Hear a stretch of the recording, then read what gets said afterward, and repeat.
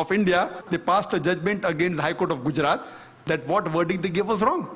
And I feel maybe it was the politicians whom have used the power. And imagine what we find after a couple of months. We have the Akshardham temple massacre.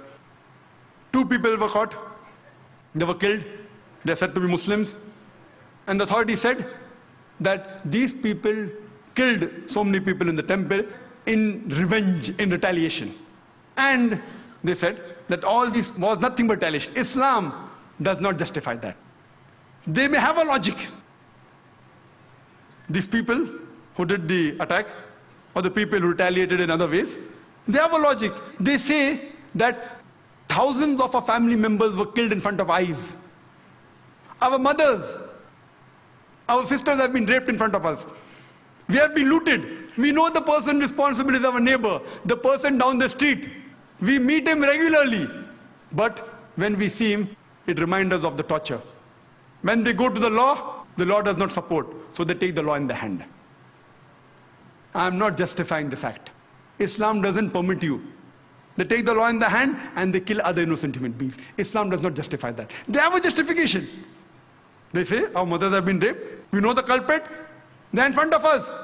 No one is taking action. So they take the law in the hand. If you really find the culprit and book him, and if he's caught, if you can do that, and punish him, Islam justifies. You can't kill any other innocent human being. Islam does not justify that. You cannot use a wrong mean to come at the right goal. However much you may have sympathy for them, but the point to be noted, Islamically, it is wrong. It's not justified. Killing innocent human beings. Imagine the hundreds of innocent human beings killed by these people in retaliation. They in turn become enemies of Islam. What wrong have they done?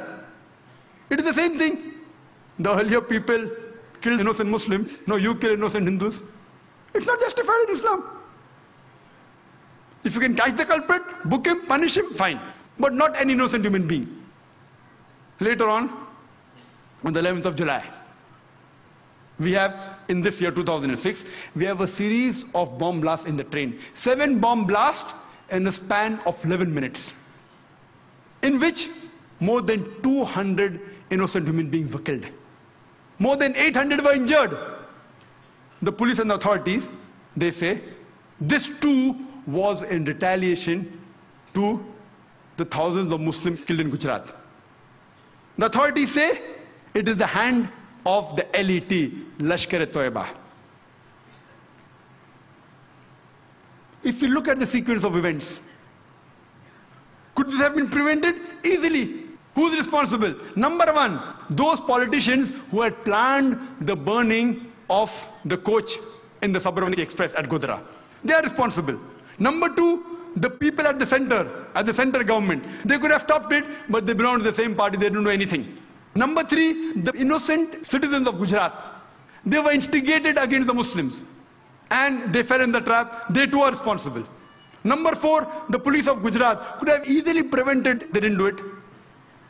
They are responsible. And we know from records that most of the places, it was done under the supervision of the police. If you see the commission report, they too are responsible. Number 5, the judiciary system of Gujarat. They didn't take action. Number 6, the people who retaliated in the wrong way. The people who did the bomb blast, Islam does not justify that. They too are equally responsible. All 6 categories of people are responsible. But if we can prevent the first category, the first few categories, surely you will not have these terrorist attacks. And we know that in the past 1 month, thousands of Muslims have been harassed, mainly by the police. The police says it is mainly the Muslims who have done it. It is the hand of the LET, Lashkar-e-Toiba. I say, if you can really identify them, catch the people who are involved, we have no objection. But you can't harass thousands of innocent Muslims. Hundreds of them were rounded up. Hundreds of Muslims, they were detained for days and weeks together. As Justice Suraj said, that hundreds of them, they had been rounded up. Even their family was not informed. Imagine. And the thousands of innocent family members, they too have been harassed. We know about 22 to 25 so far, have been officially arrested. All of them, 100%. None of them, not a single arrested case is directly linked with the train bomb blast of Bombay. All of them indirectly related to some other event. If you really catch the culprit, if you have proof, we have no objection. But at random picking up the Muslims, what signals are you sending? We know that about more than 300 innocent people were rounded up in Malwani. More than 300. For what? For interrogation.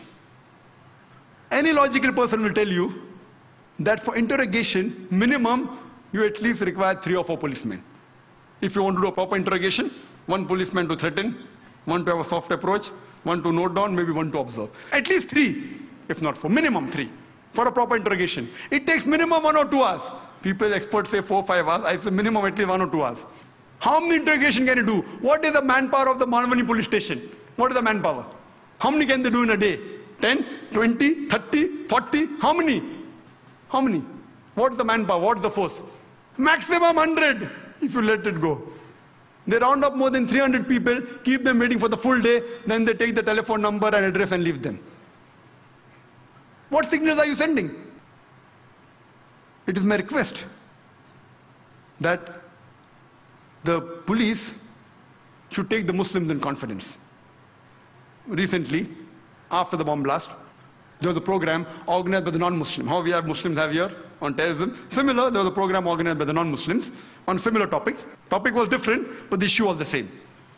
By the non-Muslims. And the organizers had invited 2 ex-senior police officials from Bombay. Ex.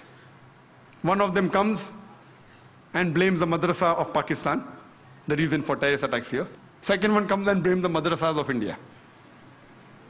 In the speech, you tell them that they should have computers, English, no problem, I'm with you. But to say that the Indian madrasas are directly or indirectly, even remotely associated with any form of terrorism in India is nothing but a blatant lie. Unfortunately for that police officer, there was one of the senior advocates in the audience.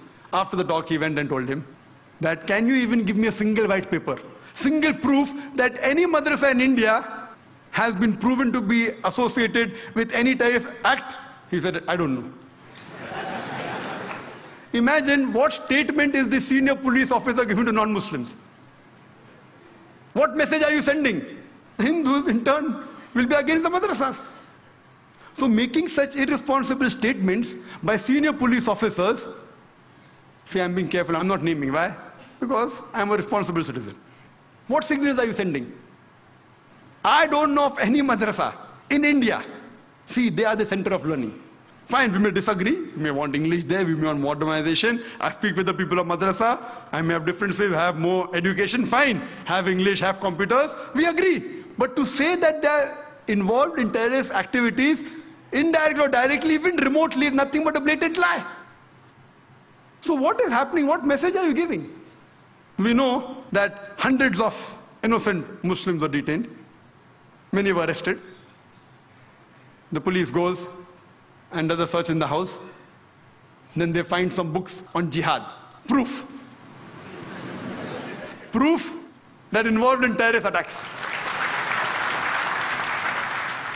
The Bombay media reported that these same books are being sold in the bookstores of Mohammad Road for several years. If that was the case, why weren't these bookstores closed down? Same books. Jihad. I would like to tell that, do you know, the Quran too speaks about jihad. And almost all, every Muslim house has the Quran. Do you mean to say that you're going to arrest all the Muslims of Bombay?